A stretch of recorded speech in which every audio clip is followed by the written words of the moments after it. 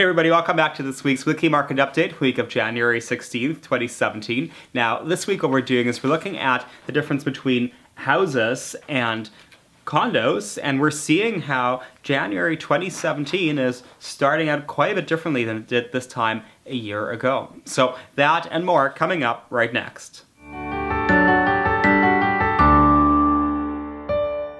So one thing that will always come up when you're talking about real estate, especially here in Vancouver, amongst young people, is that how young people feel they cannot possibly attain getting into a detached home. It just seems like this big impossible thing. Well, today is all about comparing condos and houses and seeing how those two differ quite a bit, and when the market aligns, as it might be happening right now between those two segments, it might actually be a great opportunity to jump up into a house if your situation allows for it. So let's look at that right here today. Since the beginning of the month, we've had 182 condos listed on the west side of Vancouver, with 69 of those condos selling to an overall listing count of 568 condos on the west side of Vancouver. So it's a bit of a slower start to the year for condos, but still a very strong start, and certainly we are within a seller's market territory for condos. Now, when we're looking at houses versus condos, or vice versa, I find it's easy to compare to when we're looking at certain measurement tools, one of them being something that we call months of supply, which basically is a number that just indicates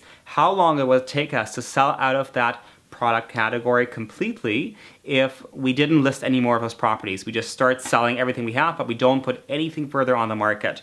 And that number, if it's less than 4 months, it's considered to be a seller's market. And we've heard that word, seller's market, quite a bit in the last year. If it's above 6 months of supply, then it's considered a buyer's market. And anything in between that, so between 4 to 6 months, that's a neutral, balanced market. That's where we ideally would want to be for equal opportunity for both buyers and sellers. But we know that's not always the case. And so this figure on your screen right here charts basically houses and condos. That white line at the top, that's houses, and that yellow line at the bottom, those are condos. And what we notice is that both of those started a year ago in about more or less the same category. They were both in a seller's market, and they both started strong throughout the year and into the spring. But come June, those start to diverge. And if we look at houses specifically, around June is when June, July, we had the announcement of the foreign buyer tax coming in, and that seemed to really stall the housing market for detached homes,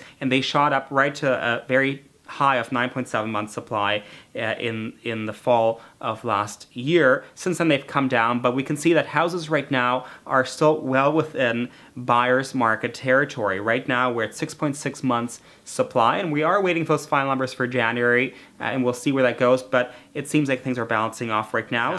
And if we look at condos, we can see that yes, with the announcements that happened over the course of the last year, it has sort of gone up and down, but it's stayed well within the seller's market territory. The inventory has stayed well below 4 months of supply. And what we do notice as well is that we started this year, and we started last year at almost exactly the same point. Last year we started 2.4 months supply, and this year we've started at 2.3 months of supply for condos. So the question comes, well, what's going to happen next? Are we going to have that same little divot that we had in the spring of last year, where months of supply decreased, which means the market got a lot more competitive, prices were rising?